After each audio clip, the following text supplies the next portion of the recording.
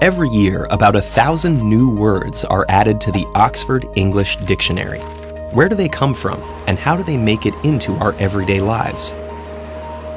With over 170,000 words currently in use in the English language, it might seem we already have plenty. Yet, as our world changes, new ideas and inventions spring forth, and science progresses, our existing words leave gaps in what we want to express, and we fill those gaps in several ingenious, practical, and occasionally peculiar ways. One way is to absorb a word from another language. English has borrowed so many words over its history that nearly half of its vocabulary comes directly from other languages. Sometimes, this is simply because the thing the word describes was borrowed itself. Rome and France brought legal and religious concepts like altar and jury to medieval England, while trade brought crops and cuisine like Arabic coffee, Italian spaghetti, and Indian curry. But sometimes another language has just the right word for a complex idea or emotion, like naivete, machismo, or schadenfreude. Scientists also use classical languages to name new concepts. Clone, for example, was derived from the ancient Greek word for twig to describe creating a new plant from a piece of the old. And today, the process works both ways, with English lending words like software to languages all over the world. Another popular way to fill a vocabulary gap is by combining existing words that each convey part of the new concept.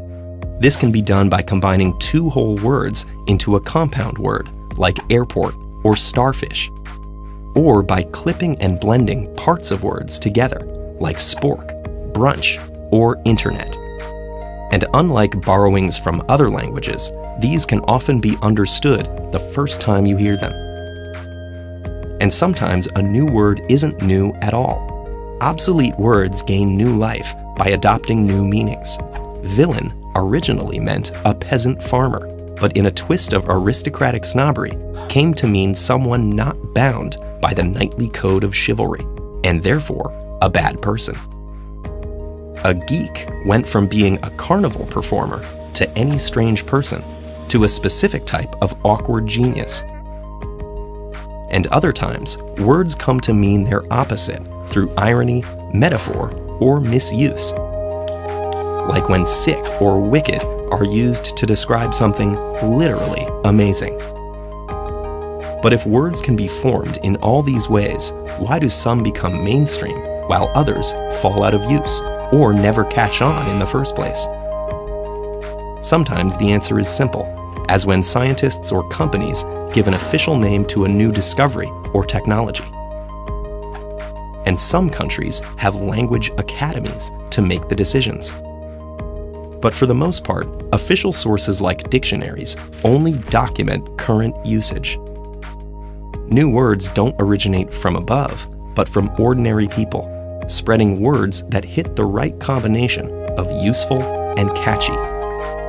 Take the word meme, coined in the 1970s by sociobiologist Richard Dawkins from the ancient Greek for imitation. He used it to describe how ideas and symbols propagate through a culture like genes through a population. With the advent of the internet, the process became directly observable in how jokes and images were popularized at lightning speed.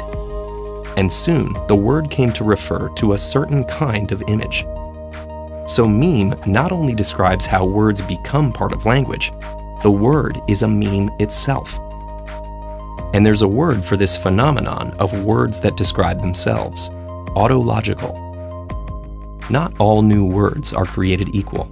Some stick around for millennia, some adapt to changing times, and others die off.